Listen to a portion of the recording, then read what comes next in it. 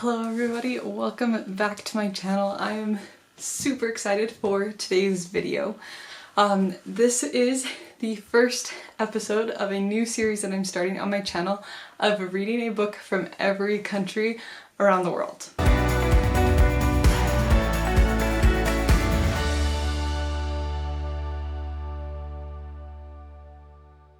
So I'm super excited. I'm going to be calling this Around the World in Books.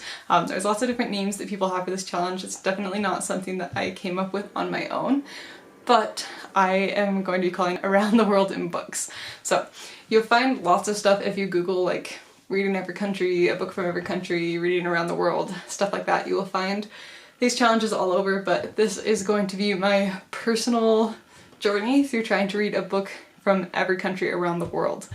I'm super excited about this. I love to travel and I love to read, but I can't always travel as much as I want or to all of the places that I want to. So I'm hoping that this gives me a good chance to learn about the culture of some other countries that I may not be able to get to. Before I get into fully like the reading and what books I'm going to be doing and stuff, I thought I'd kind of walk you through my thought process and kind of the structure that I've given myself for this challenge. There are a lot of different ways to do this. Some people do this challenge reading a book set in every country, and some people do it by a book that comes from every country. I've decided to do more the second one, so I'm doing it kind of based on authors and where the authors are from.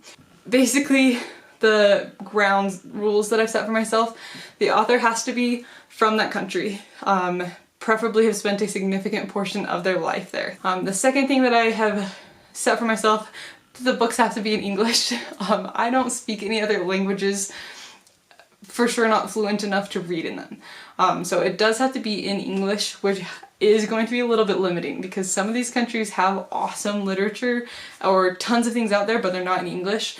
Especially I've noticed a lot of countries from Africa have books published in French, which a lot of people read French, but I don't, and so that limits me a bit. Same thing with like Spanish.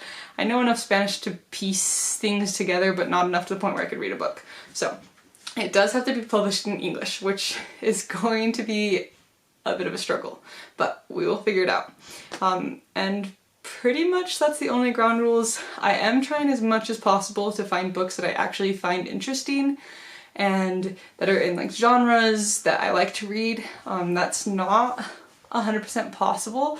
There's definitely going to be a lot of nonfiction, which is fine. I don't mind reading nonfiction, but I'm trying as much as possible to find books that I'm actually excited to read because I want to have a lot of good books out of it. In order to help myself stay organized for this challenge, there's a couple things that I'm using. The first one is I've made myself a spreadsheet, and I will insert a screen recording here of kind of how my spreadsheet's set up. But essentially, I listed all of the countries down in the first column. Then in the second column, I've been listing the names of books. As I've been researching them, I put the name of the book in there that I think I want to read for that country. It's not necessarily set in stone that that's going to be what I read because this is probably going to take a while and there's always the possibility that new books get published that I find more interesting. But as I find stuff, I've been putting in there.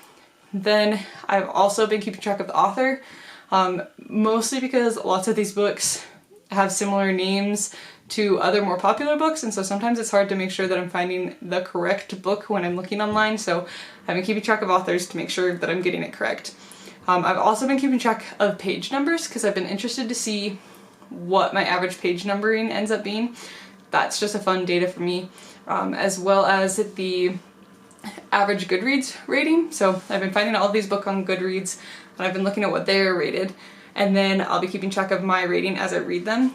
The last column on that spreadsheet is going to be where I mark when I have actually read the books. This helps me keep track when I'm listing all of the names, which ones I've read and which ones are ones that I want to read. This red one also then will be calculated over on the side in my charts. So I have a chart that it's a little glitchy, but it will fill in the map to mark which ones I've read and which ones I haven't, so I'll be able to see like a map version of it. And I also have it broken down by region to give me a percentage of how far I've completed for each region, which I forgot to mention earlier is also one of the columns. But that's my spreadsheet, and then the other thing I've also been doing is keeping track of all of the books on my Goodreads. So every time I find a book that I think I might want to read for a country, I go and add it to my want to read on my Goodreads. So that's kind of what this challenge is. That's a whole introduction to what I'll be doing. and how I'm keeping track of everything. This is the intro video, and so that's kind of a brief overview of what this challenge is going to be, but I didn't want this video to not include any of the books. So I've decided to finish off North America first. I had a hard time deciding what region to start with, but I think I'm going to do North America first because I only have 2 countries left. So first, that'll check off a whole region. I've obviously read books from the United States already, so I just had Canada and Mexico left. And second, because I had this intro video, which I knew was going to be a decent chunk of the video, and I needed something short to go with it. So 2 books is going to be perfect. I couldn't really make those their own video. So long story short, I'm going to be starting with North America to finish off Canada and Mexico, and that is going to be the second half of this video. So to walk you through the 2 books that I've chosen, the first one that I chose for Canada is The Blind Assassin by Margaret Atwood. To kind of break it down, this is my book for Canada. It's by Margaret Atwood. It's called The Blind Assassin. It is 521 pages on the copy that I have.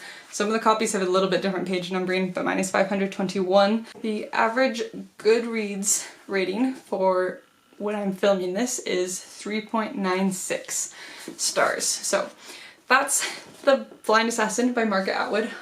This book is kind of described as a book within a book. It's kind of a mystery sort of thing from what I can tell. I'll read you the description on the back. In The Blind Assassin, Margaret Atwood weaves together strands of gothic suspense, romance, and science fiction into one utterly spellbinding narrative. The novel begins with a mysterious death, a possible suicide, of a young woman named Laura Chase in 1945. Decades later, Laura's sister Iris recounts her memories of their childhood and of the dramatic deaths that have punctured their wealthy, eccentric family's history.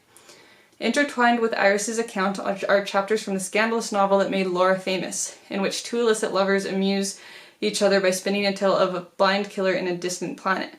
These richly layered stories within stories gradually illuminate the secrets that have long haunted the Chase family, coming together in a brilliant and astonishing final twist. So that's kind of the basic overview. I'm still not 100% positive what it is.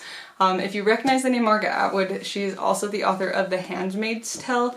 I obviously haven't read that, and to be honest, I don't know if I ever will, because it seems like it's got some bad content. But from what I've been able to understand from Goodreads and some of the reviews that I've read online, this one seems to be a little bit better content-wise. So hopefully it actually is. I'm a little bit nervous of that just because of what Handmaid's Tale is, but from what I understand, this one's a little bit better content. We will see as I read that if that's true. But this is the first book I'm going to read as part of this challenge. Margaret Atwood, The Blind Assassin for Canada. Working our way south for the US, obviously I've read lots of books from the US, so I'm not going to spend time like reviewing a book. In the future videos, if there is a book or if there's a country that I've already read a book from, I will give you my review of that book. For the US, there's just so many, I don't really know. On my spreadsheet for the purposes of filling it out, I did put The Search for One Love by Tony DiTerlizzi. I always mess up his last name. But that's one of my favorite books of all time, and I've talked about it before in videos. If you're interested in knowing my review about it, it is included in my, what did I title the book? My like top 10 favorite books. I'll link it up above. But if you want to know my thoughts on that one, that's already in there. I've talked about it a few times, so I won't go into detail on that book, but that's what I did end up putting on the spreadsheet for the United States. Then the last North American country that I have to read is Mexico. For Mexico, I have chosen to read Pedro Páramo by Juan Rulfo, and it's translated by, oh goodness, just forgive me in the names, but it's translated by Lysander Kemp, I think, maybe? I don't know. If I mess up the names this whole series, just please forgive me. I'm trying my best. This one is a short story. It is only 123 pages. And as of the time that I am filming this, its Goodreads rating is 4.06. So actually a little bit higher than The Blind Assassin. But that is Pedro Páramo. That is my choice for Mexico. It is a short story, obviously. It's nice and tiny. This is considered a magical realism book, which I've never read a magical realism. So I actually have some other magical realism that's on my list for books that I think I might read, but this one seems like a good starting place. This book is, based off of my research, is what inspired Gabrielle Garcia Marquez to write some of his magical realism. His big book is 100 Years of Solitude, I think, but he is quoted as saying that this is the book that inspired him to write that book, which is now considered like his greatest work. So it will be an interesting one. I do have a Gabriel Garcia Marquez book on my list to be reading at some point, so I thought it'd be interesting to read this one first. I don't even know if there's a blurb on here. Yeah, the back is just reviews. Let me read the Goodreads for you since there is no description on the book itself. So I will read the Goodreads. A classic of Mexican modern literature about a haunted village. As one enters Juan Rulfo's legendary novel, one follows a dusty road to a town of death. Time shifts from one consciousness to another in a hypnotic flow of dreams, desires, and memories. A world of ghosts dominated by the figure of Pedro Paramo. Lover, overlord, murderer, Rulfo's extraordinary mix of sensory images, violent passions, and unfathomable mysteries has been a profound influence on a whole generation of Latin American writers, including Carlos Fuentes, Mario Vargas Llosa, and Gabriel Garcia Marquez. To read Pedro Paramo today is as overwhelming an experience as when it was first published in Mexico back in 1955. So, raving reviews on Goodreads description. But those are the two books that I'm going to be reading in this video for Canada and Mexico. I'll do kind of a reading vlog type thing. I don't know if it'll be fully a reading vlog, but I will for sure be giving my thoughts on each of these books as well as my final ratings in this video. So I'll probably start with The Blind Assassin. I'm really excited to read this one, and then I will pick up Pedro Paramo, and that will be the end of the video. So hope you enjoy watching. Come follow along with me as I start my journey to read a book from every country around the world.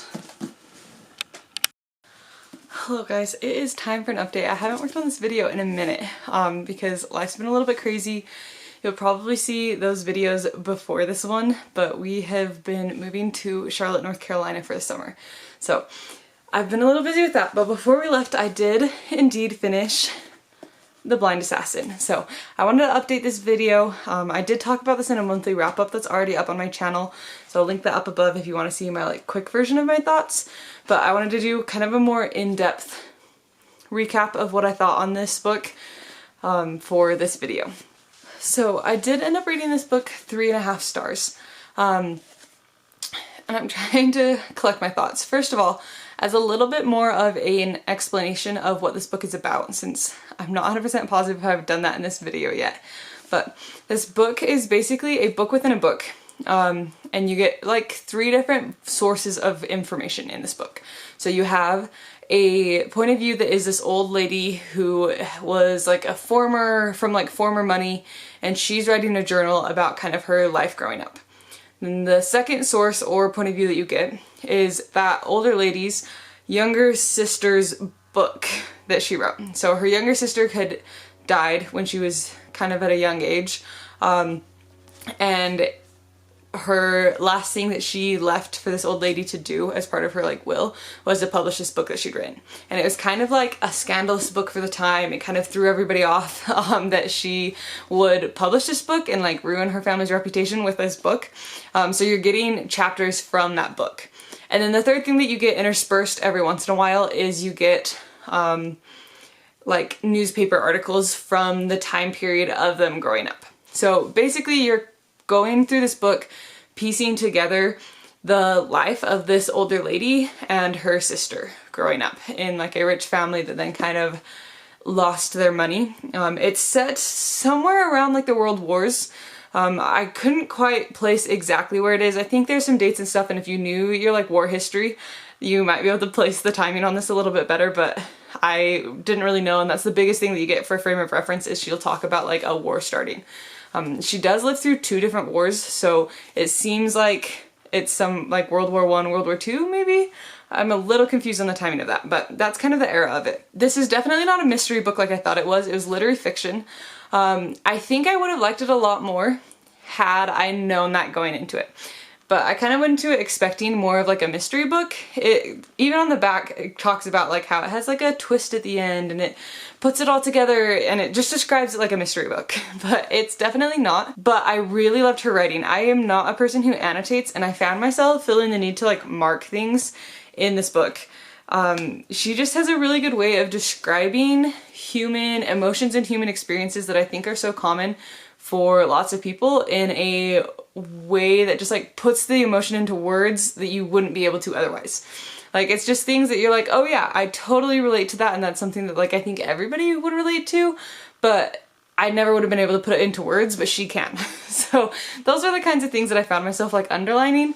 Let me see if I can find one of the quotes. Just saw it a second ago. So like one of the things she talks about is why is it we want to so badly memorialize ourselves, even when we're still alive. We wish to assert our existence, like dogs peeing on fire hydrants. We put on display framed photographs, our parchment diplomas, our silver-plated cups. We monogram our linen. We carve our names on trees. We scrawl them on washroom walls. It's all the same impulse. What do we hope from it? Applause, envy, respect, or simply attention of any kind we can get. At the very least, we want to witness. We can't stand the idea of our own voices falling silent finally, like a radio running down. So just like stuff like that, like her writing is so good. The plot is kind of where it lost me. Again, I think part of it is just that I was expecting a mystery book, and there's a little bit of a mystery in like the book that her sister writes, and there's definitely some stuff that you learn as you go through things that you weren't expecting at the beginning. So there's like perspectives that get shifted, things like that. And I can see how people kind of can describe the ending as like things being twisted together, but it's not written like a thriller. And you are like discovering family secrets and things like that, but it's more so that it's leading you along and it like wants you to figure out those conclusions with the book. She's like taking your hand and she's leading you through it. And there's even points in the book at the end where it's kind of like, you probably already guessed this, or you probably figured this one out in her journal entries. So that was the thing that I found really interesting. There is a few things in here as far as like appropriateness level. The book that her sister wrote is a little bit on the scandalous side. And so it's not like what we would consider scandalous nowadays. It's definitely like what would have been scandalous back then. There's some more like fade to black, you know things are happening, but it's not like going too in depth on them. So there's kind of that in there, just content wise. I'd say this definitely it fits into more of the adult category, but it's not like a terrible book, if that makes sense. The like journal entries are pretty safe. There's nothing too crazy there.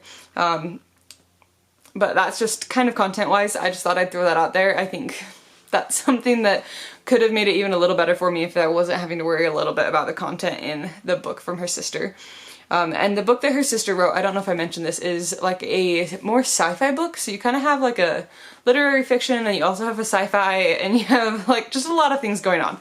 I do think it's really impressive how well she was able to twist those all into like one narrative that does come together at the end. So that was really impressive. Again, her writing is amazing. I don't know if she's gonna be someone that I like go hunting out a lot of books from her. If any of you have any other Margaret Atwood suggestions that are like clean, I know that Handmaid's Tale is iffy as far as content goes, and I don't like a lot of bad content. I like much more just like neutral stuff. But if you have any suggestions, I did really love her writing, so if you have any other suggestions of her books that are a little better as far as content goes than like Handmaid's Tale, please let me know. I would love to read more of her writing. I just am a little scared about some of the content that she does in her books. So that's my book for Canada. The next one that I'm reading is Pedro Paramo for Mexico. So the next clip will probably be my thoughts on that book. Alright, hello everyone. It is time for me to finally finish off this video. My camera's having a little bit of a hard time deciding where it wants to focus. Let's see, maybe if I go like that. It really wants to focus on that lamp, doesn't it? Alright, hopefully this is focused. But I have finished reading Pedro Paramo. I ended up giving this book 3 stars. I'm learning that I have a little bit of a love-hate relationship with magical realism. This book is so incredibly confusing. I can't remember entirely what I described as far as the plot earlier, but this book is basically about a boy who, at his mother's deathbed, she sends him to the town where his father lives, basically. When he gets there, he finds out that everybody is dead, and it's basically a actual ghost town, which is where the like magical element comes from.